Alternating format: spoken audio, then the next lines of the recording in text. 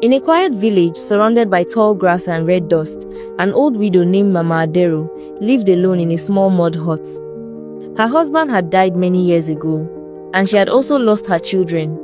People in the village said she was strange. Some even whispered that she was a witch, but Mama Adero never bothered anyone. She just swept her compound every morning, fetched water, and sat on a small wooden stool staring at the hills. Then, one dry season morning, Mama Adero spread a mat under the neem tree near her hut and placed several small calabashes filled with a thick, dark oil. She called it Adero's beauty secret. She said it could make any girl the most beautiful in the village.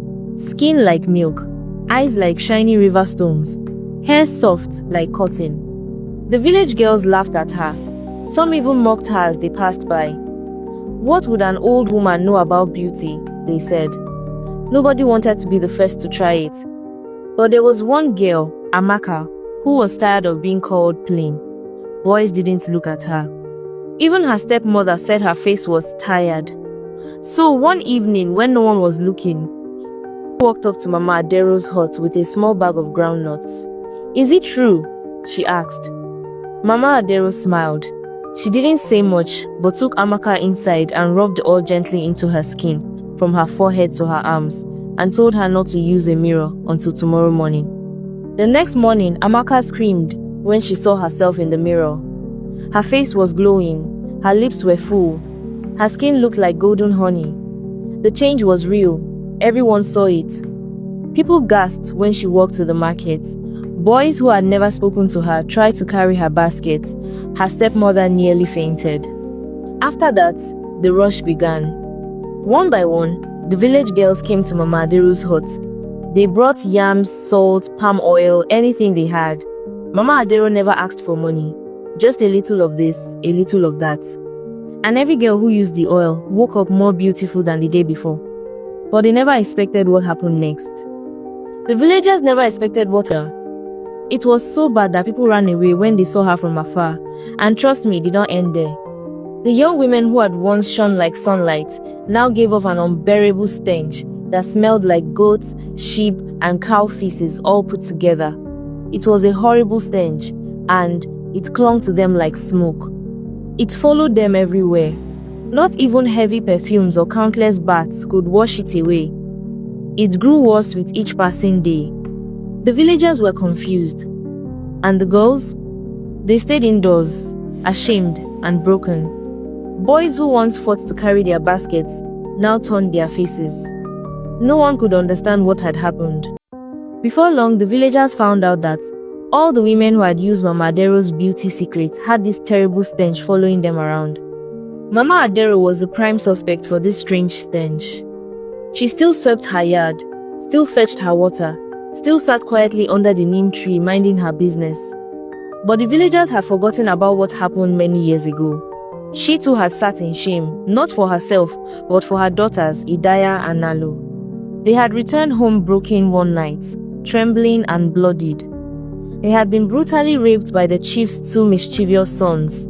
The village had refused to believe them. Instead, her daughters were mocked, called liars, and worse. Eventually, the shame was too much. Mama Adero found them both lifeless by the river bank, all soaked and wet. No one was punished. No one mourned with her. The chief held a feast the following week. So when the world forgot, Mama Adero did not. She studied. She listened. She traveled far to find a woman who taught her how to bind sorrow and justice into a potion. A beauty that blooms with a price. And so, in the same season her daughters had died, she unrolled her mat and called it Adero's beauty secret. Now, the village was choking on the truth, but the stench hadn't even reached its peak because the potion wasn't finished yet. It was only just beginning to awake. It sank into every corner of the village, and people could no longer pretend it wasn't real. The girls who had once glowed like firelight were now trapped in rooms, ashamed to be seen. And everyone knew the stench had started with Mama Adero's beauty potion. So one day, the villagers marched to her hut. They shouted her name and demanded she come out. She did. She stood in front of her mud house with a calm face. They told her to remove the curse. They begged, they warned, they threatened.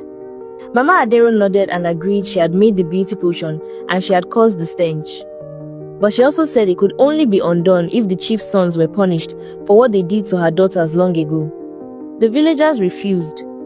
They said it was in the past and that the matter was too old. Mama Adero said nothing more. She went back into her hut and closed the door. The next morning, the whole village gathered at the chief's compound. Something had happened. Mama Adero and the chief's two sons were found dead. They were lying in the boys' room. No wounds, no struggle. Just still bodies and a single empty calabash beside them. She had given them poison, and she had taken it too.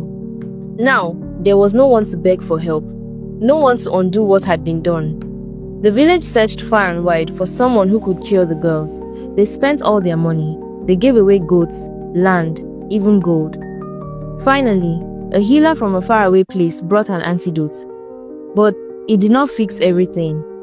The stench stopped, but many of the young women were left with marks on their skin, strange burns, and patches that would never heal. Their beauty faded. Their laughter disappeared. The village grew quiet. Years later, people still talk about Mama Adero. Some say she was wicked. Others say she was just a mother who had nothing left to lose. But one thing was clear. When you choose silence over justice, the smell of your choice may never wash away.